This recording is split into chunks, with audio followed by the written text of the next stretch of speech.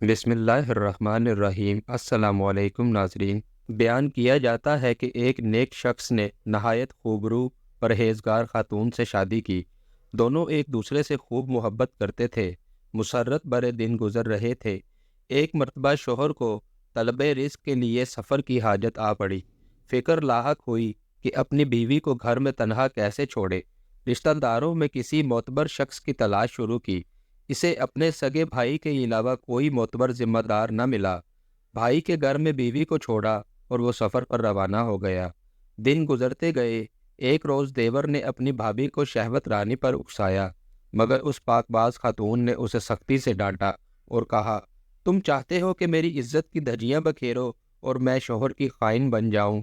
ہرگز نہیں۔ دیور نے بھابھی کو رسوا کرنے کی دھمکی دی، مگر بھابھی پر دھمکی کا کوئی اثر نہیں ہوا۔ کہا، تم نے جو کرنا ہے چاہو کرو، میرے ساتھ میرا رب ہے۔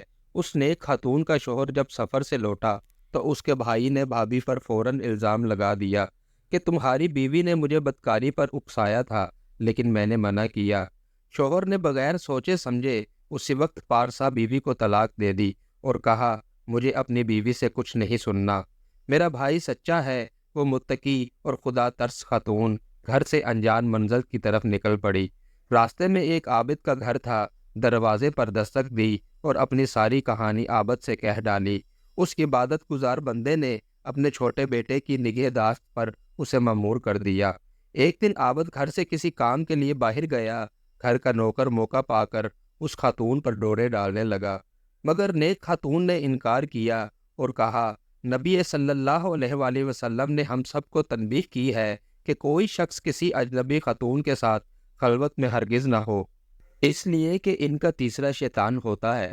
نوکر نے خاتون کو دھمکی دی کہ میں تمہیں بڑی مصیبت میں پھنسا دوں گا، مگر اس پیکرے عفت کے پاؤں میں لغزش بھی نہیں آئی۔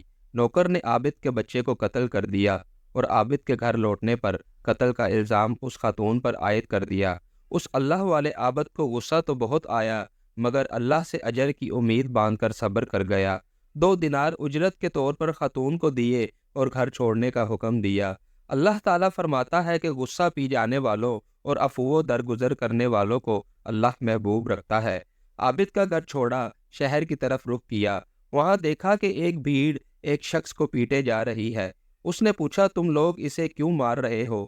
ایک آدمی نے بتایا، اس کے ذمے قرض ہے، یا تو قرض ادا کرے یا ہماری غلامی کرے۔ خاتون نے پوچھا، اس پر کتنا قرض ہے؟ کہا، 2 دینار۔ اس پر خاتون نے انہیں 2 دینار دے کر اس شخص کو آزاد کرایا۔ آزاد ہونے والے شخص نے پوچھا، تم کون ہو؟ اس خاتون نے اپنی پوری کہانی بیان کر دی۔ اس پر اس آدمی نے کہا کہ ہم دونوں ساتھ کام کریں گے اور نفع برابر بانٹ لیں گے۔ خاتون نے حامی بھر دی۔ اس آدمی نے کہا، ہم یہ گندی بستی چھوڑ کر سمندری راستے پر نکلتے ہیں۔ خاتون نے کہا، ٹھیک ہے۔ دونوں کشتی کے پاس پہنچے۔ نوجوان نے کہا، پہلے تم کشتی پر سوار ہو۔ وہ سوار ہو گئی اور وہ شخص کشتی کے مالک کے پاس گیا اور کہا، یہ میری لونڈی ہے، میں اسے فروخت کرنا چاہتا ہوں۔ چنانچہ کشتی کے مالک نے پیسے چکائے اور خاتون کو اس کی لا علمی میں اسے خرید لیا۔ وہ شخص پیسہ لے کر بھاگ نکلا۔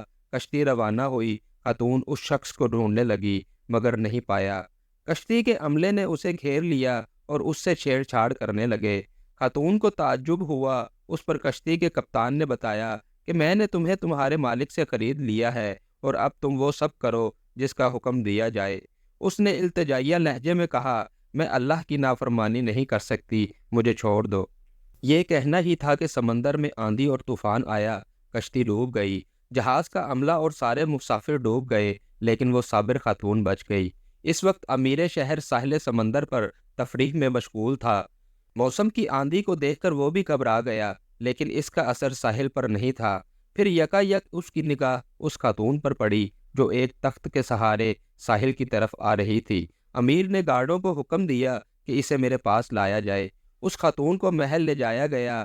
ماہر اطباء کی نگرانی میں اس کا علاج شروع ہوا۔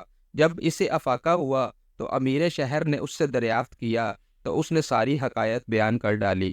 دیور کی خیانت سے لے کر کشتی والوں کی شرارت تک سارے واقعے بیان کیے۔ حاکم شہر کو اس کے صبر نے موہ لیا اور اس سے شادی کر لی۔ امور سلطنت میں مشیر کار کی حیثیت ملی اور چند ہی دنوں میں اس کی زبردست رائے اور قوت فیصلہ کی شہرت دور دور تک پھیل گئی۔ وقت گزرتا گیا، نیک حاکم کا انتقال ہو گیا۔ ایان شہر اکٹھا ہوئے اور کہا کہ اب کس کو حاکم بنایا جائے۔ متفقہ طور پر لوگوں نے اس ذہین اور عاقل خاتون کو اپنا امیر منتخب کر لیا۔ حاکم بنتے ہی اس خاتون نے ایک وسیع میدان میں کرسی لگانے کا حکم دیا۔ شہر کے تمام مردوں کو حاضر ہونے کا حکم دیا۔ تمام مرد حضرات اس کے سامنے گزرنے لگے۔ اس نے اپنے سابق شوہر کو دیکھا اور کنارے ہو جانے کا اشارہ کیا۔ پھر اس کے بھائی کو کنارے ہونے کا حکم دیا۔ عابد کو بھی ایک کنارے کیا۔ پھر اس نے عابد کے نوکر کو دیکھا، اسے بھی مجمع سے کچھ الگ کھڑے ہونے کا حکم دیا۔